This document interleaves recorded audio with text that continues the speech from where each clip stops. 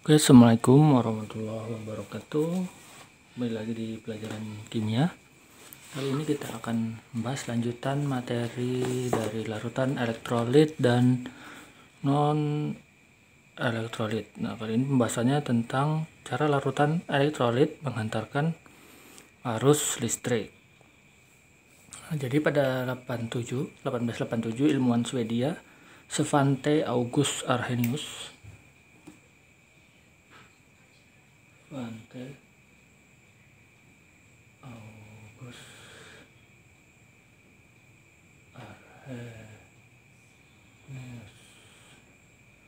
ini ya. Nah, dia menjelaskan bahwa peristiwa hantaran arus listrik itu melalui larutan dengan teori ion. Nah, jadi Arrhenius berpendapat bahwa zat-zat elektrolit akan terurai menjadi ion-ionnya atau mengalami ionisasi jika dilarutkan di dalam air ya. Jadi zat elektrolit itu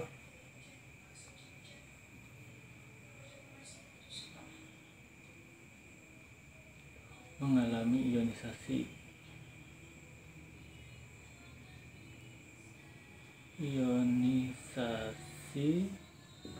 jika dilarutkan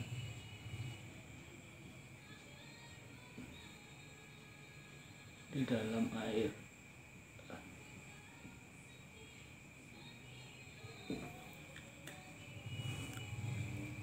Nah, jadi nanti setelah dia terionisasi di dalam air, ion-ion tersebut akan bergerak bebas di dalam larutan ya.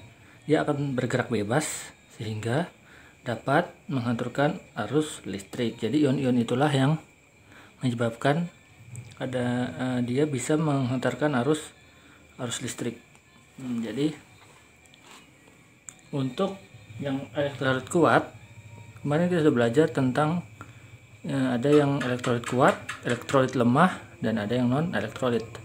Nah, di sini ada perbedaan lagi. Nah, jika untuk yang elektrolit kuat, persamaan reaksi ionisasinya itu ditandai dengan satu arah panah ke kanan ya.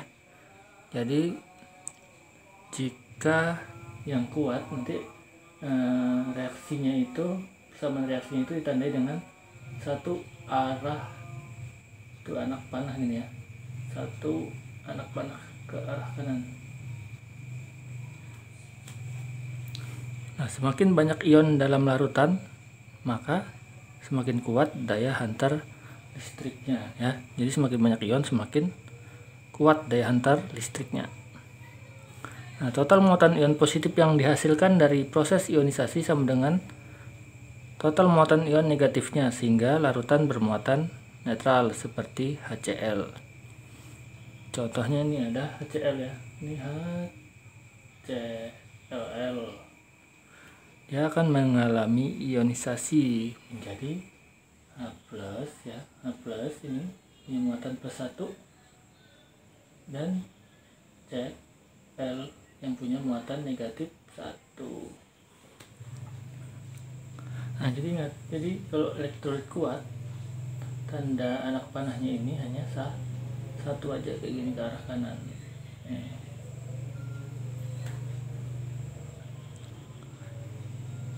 Beda nanti ketika elektrolit lemah, dia hanya terionisasi sebagian saat dilarutkan di dalam air ya. Yang ini nanti sebagian aja, sebagian terionisasinya.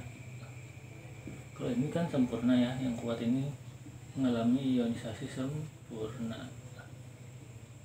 Nah, ditandai dengan satu anak panah ke arah ke kanan gitu. Nah, sedangkan yang lemah hanya terionisasi sebagian saat dilarutkan di dalam air. Nah, ion yang terbentuk dalam larutan hanya sebagian, sedangkan sebagian yang lain masih dalam bentuk molekul. Sedikitnya jumlah ion yang terbentuk ini mengakibatkan daya hantar listriknya lemah ya. Karena nggak semuanya terionisasi, maka ionnya hanya sedikit, sehingga daya hantar listriknya itu lemah.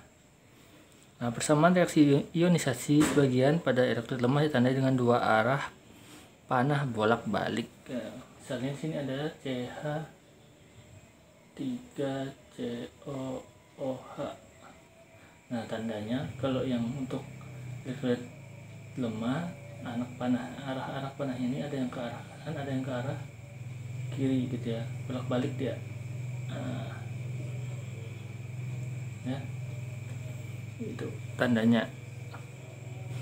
Jadi H plus CH3COO gitu ya. Jadi kalau lemah dia dua arah ini, ke kanan dan kiri. Kalau dia kuat dia cuma satu arah aja. Nah, jika dia adalah non elektrolit, dia tidak terionisasi di dalam air sehingga tidak dapat menghantarkan arus listrik. Nah, contohnya kemarin apa ya, gula ya kan, urea. Nah, karena dia tidak mengalami ionisasi, tidak ada ion-ion, maka tidak dapat menghantarkan arus listrik ya. Jadi karena tadi dibilangnya ini karena adanya ion, maka larutan itu dapat menghantarkan listrik. Sedangkan karena non elektrolit itu tidak ada ion-ion yang di dalamnya, maka dia tidak dapat menghantarkan arus listrik. Nah, bagaimana cara larutan elektrolit menghantarkan arus listrik? Ya, itu dengan jelaskan nanti melalui peristiwa elektrolisis. Caranya dengan memasukkan dua elektrode ke dalam larutan elektrolit. Jadi sini kita punya larutan nih, larutan elektrolit ya. Ya, ini gelas, ini misalnya gelas nih. Sini ada larutannya. Ya, larutan garam lah misalnya kan. Nah, kemudian nanti kita masukkan dua elektrode ke dalam larutan ini. Elektrode misalnya di sini kita bisa gunakan paku. Misalnya ini dua. Nah, ini pakunya ya. Nah, ini dua elektrode kita masukkan. Nah, elektrode tersebut dihubungkan dengan pada sumber arus listrik. Jadi nanti ini kita bisa sambungkan dia ke arus listrik. Misalnya di sini nanti ada baterainya, ya kan? Baterainya, ini ada lampunya nanti di sini. Nah, ini lampunya ya.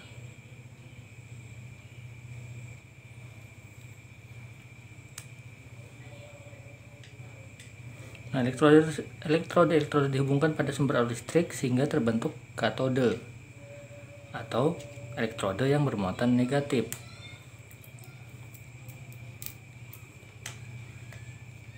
Jadi ini yang berasal dari kutub negatif baterai, maka dia adalah elektrode negatif ya. Nah, dan anode adalah elektrode yang bermuatan positif. Jadi yang dari positif itu adalah anode, yang ini yang dari negatif katode. Yang dari kutub negatif baterai katode, yang dari kutub positif baterai dia disebut dengan anode. Nah, ketika sumber arus listrik terhubung, ketika sudah dihubungkan dengan sumber arus listrik atau di baterai, ion-ion positif atau kation. Nah, nanti ion positif,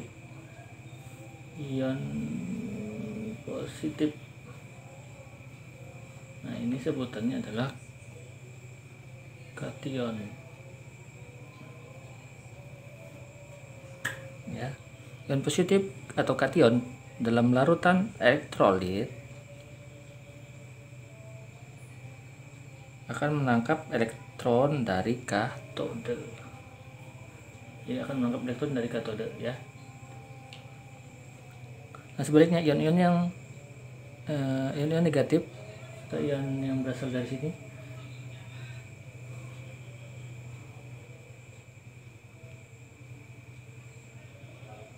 dalam larutan elektrolit melepas elektron ke anode. Selanjutnya elektron yang telah ditangkap anode mengalir ke katode melalui sumber arus listrik. Akibat pelepasan dan penangkapan elektron oleh ion-ion inilah yang menimbulkan arus listrik. Jadi nanti ada ion-ion di sini, ion positif, ion negatif ya. Nah, ada ion-ion itulah, ini ion-ionnya.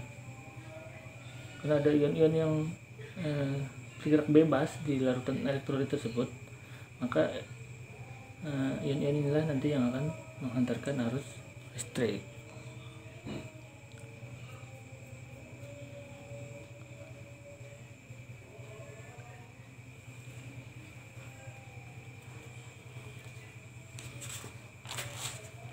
Nah, kemudian di sini ada beberapa contoh larutan dan spesi yang dihasilkan dari ionisasinya. Nah, misalnya NaCl. Dan sini ada NaCl ini ya. Nah, dia terionisasi menjadi Na plus Cl min gitu ya. Kemudian HCl tadi, HCl. Artinya ada H plus Cl min ya. Jadi H ini muatannya plus 1, Cl nya ini dia negatif 1. Dan ada NaOH. NaOH. Nah, Na ini juga plus 1 dan OH nya OH min gitu ya, min 1.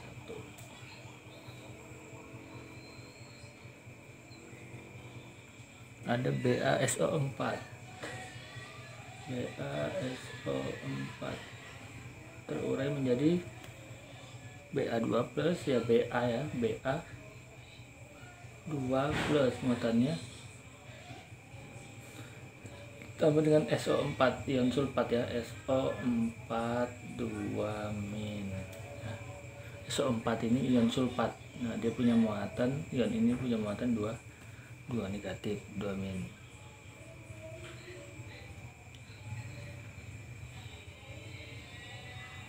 Kemudian coba kita ke contoh soal.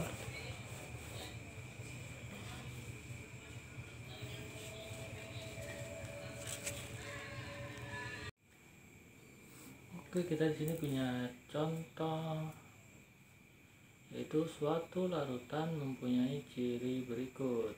Pertama, lampunya redup, kemudian terdapat gelembung gas, dan masih ada sisa molekul di dalam larutannya ya. Jadi kemungkinan larutan tersebut adalah, jadi kita lihat dulu ciri-ciri di sini. Lampu redup. Kalau lampu redup ini kan berarti dia sudah masuk ke elektrolit lemah ya. Terus juga terdapat gelembung gas ya. Nah, kemudian di sini masih ada sisa molekul ya, masih ada sisa molekul.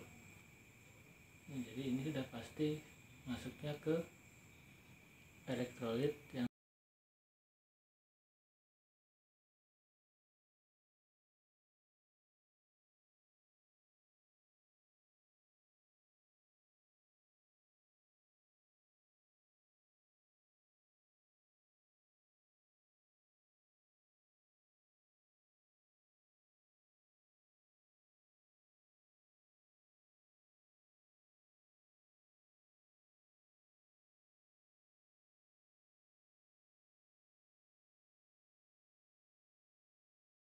jawabannya yang karena CH3COOH ini adalah elektrolit lemah. Sedangkan ciri-ciri di sini menunjukkan itu adalah elektrolit lemah. Ini jawabannya yang ini, CH3COOH.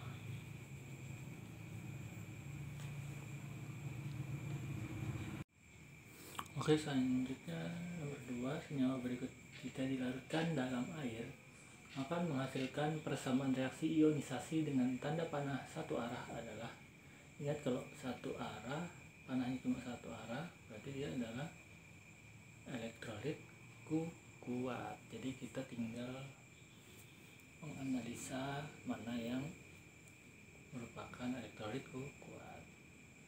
Jadi di sini kita lihat ini NH4OH. Kalau ada OH berarti dia adalah basa. Nah, basa apa? Kuat atau lemah? Nah, kalau basa kuat Kemarin kan dia adalah golongan 1A dan 2A ya. Sedangkan di sini tidak masuk ke dalam golongan 1A atau 2A ya. Maka dia adalah masuknya ke dalam basa lemah. Berarti yang ini adalah basa lemah. Nah, kemudian yang BaOH2 ini juga basa ya, ada OH nya basa. Kita lihat BA berarti masuknya di golongan berapa yang BA nih ya, golongan 2A ya, berarti dia masuknya ke basa kuat ya. Kemudian C ini non elektrolit ya, ini non elektrolit. Ini juga CONH2 dua kali juga non elektrolit, dia tidak dapat menghantarkan arus listrik. Sedangkan yang E ini ya, ini adalah asam apa dia, asam lemah ya, asam lemah.